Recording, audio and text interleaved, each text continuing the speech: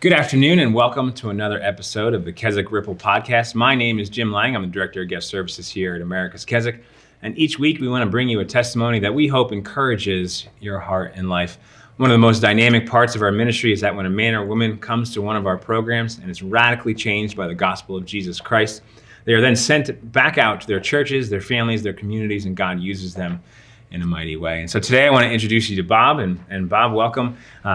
You are getting ready to graduate. You've been through the 4-month program. We're coming down the final stretch here. And so I appreciate you coming and spending some time and sharing a little of your story. So welcome. Thank you, Jim. Glad to be here. Bob, why don't you start out by telling everyone how you kind of started in your addiction? Well, my addiction started at a very young age. I really started playing around with drugs and alcohol at around 13, 14 years old. By the time I was 16 years old, I knew I had a major problem. I knew that the life I was leading or going down, the path I was going down was the wrong path, but I didn't care. I liked the party style, I liked the friends I had, and I didn't care about the consequences. So from the age of 14 to 38, that's all I did was drugs and alcohol, partying, suffering consequences along the way. Wreckage of marriages, wreckage of cars, wreckage of relationships, just one train wreck after another. And finally, in the year 1996, March of that year, just before Easter, my sister had been praying for me for all these years. She would tell me about Jesus, and I just kind of put her off a little bit and say, that's all well and good for you, but, I'm okay. And she's finally like, Bob, you're not okay. There's a lot wrong with you. Just take a look at what's happened in the last 20-something years. And that March, she had finally called me up one Sunday, and she said, will you come to church with me? Now, I had been off my drugs and alcohol for about 4 days, so I was really in a bad state. And I finally said yes, okay. And she was like floored. She was there within minutes. She picked me up, she brought me to this church, and it was a lot different than any church that I've ever been to. They were praising the Lord, clapping hands and singing. I was like, wow. And I'm sitting there, I'm sweating, and I'm like, oh, I don't belong here. And I didn't hear a word the pastor had said. I didn't hear anything that he said except for the end. And at the end, he said, you know what? And he didn't know I was going to be there. He said, I know that there's somebody in this audience that needs to know Jesus Christ as their personal Savior. And as he was saying that, it's just like I heard that. And everything else I didn't hear. Then they started singing the song, Give Thanks with a Grateful Heart. And all of a sudden, the tears just rolled down my eyes.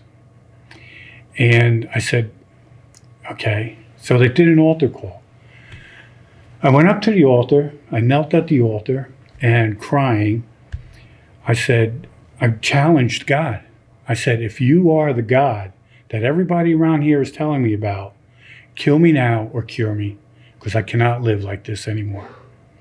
And that day was the last drug I had for 12 years. So God pulls you out of your addiction, and you've had success in recovery, and he starts using you to help others. How did he use you? Right off the bat, I had gone to the addiction recovery meeting at our church called CARE, Christians, Addictions, Recovery, and Education.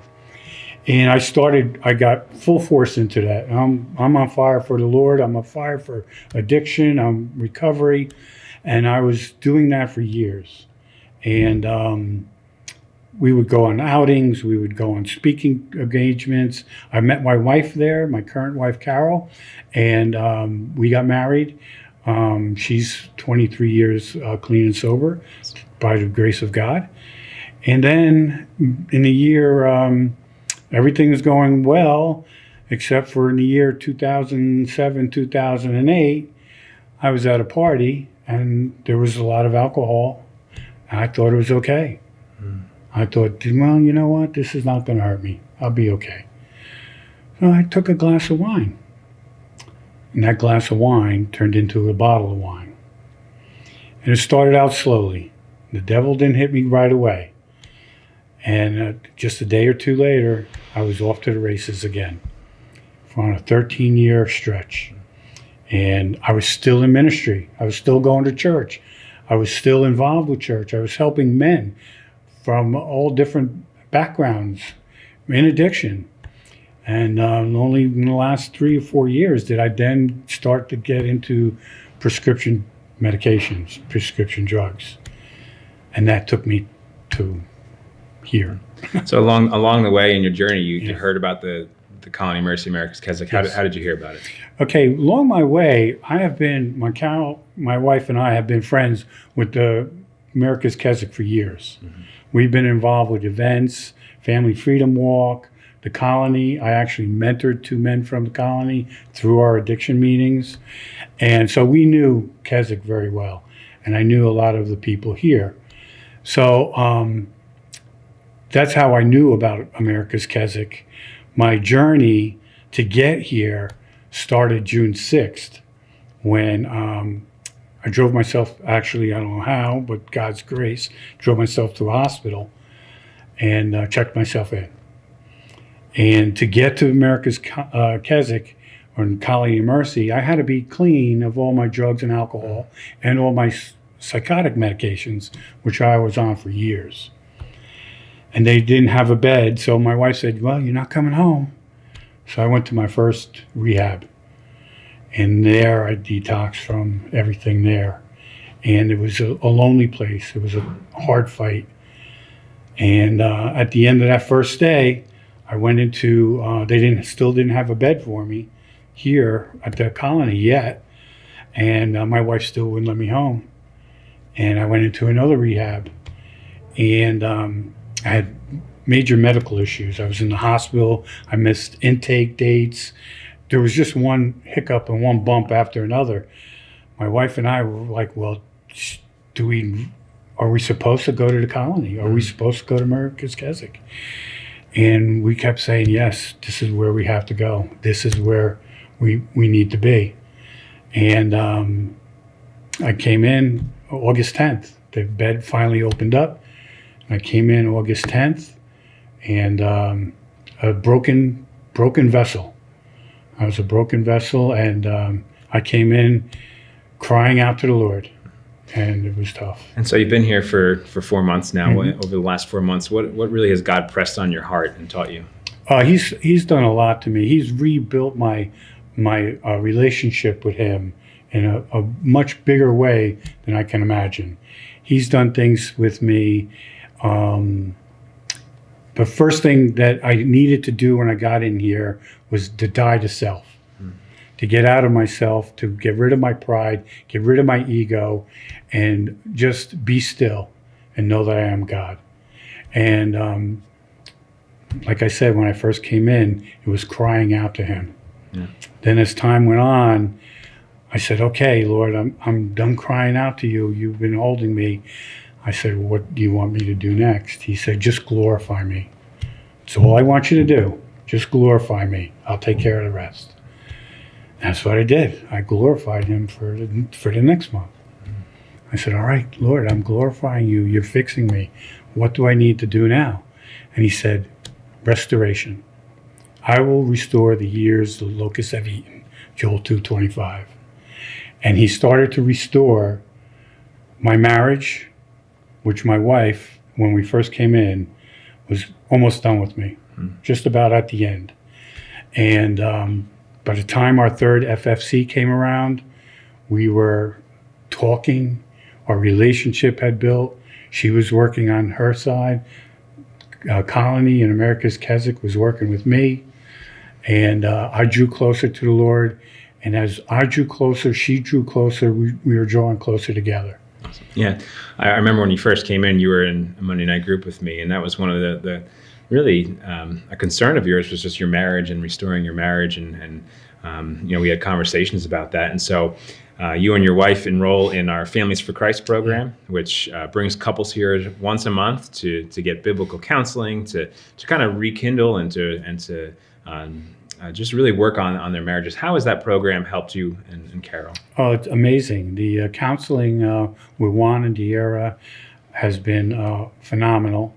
The getting together and pulling out what needed to be talked about. Our first FFC was rough, very hard. I learned here in the colony to be open and honest. And my wife asked me some questions, and I answered them. And she was not ready to hear those answers. And that's when she was going to leave. But she said the Lord told her to stay, and she stayed. And then the next FFC, we got a little bit closer. We got involved with the groups and the counseling, became friends with the graduates and their spouses, and got close with them. And then we were able to share a little bit more. And once she saw my openness, she started to ask a few more questions, which was great. And then I opened up more. And then the third FFC was just tremendous. Now we can't wait for the next one.